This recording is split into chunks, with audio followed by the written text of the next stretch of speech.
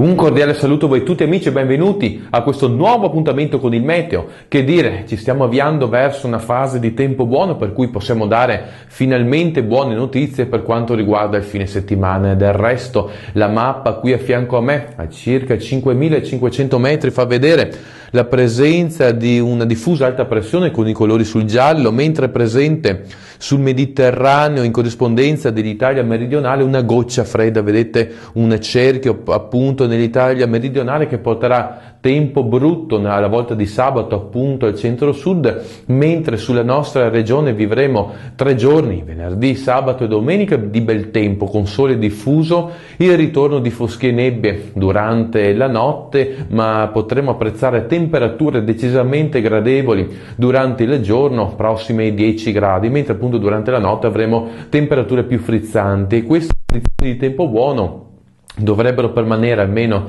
sulla base delle ultime indicazioni, almeno fino alla volta di martedì. Con ora ho concluso, ci sentiamo nel prossimo appuntamento e auguro a voi tutti un sereno fine settimana.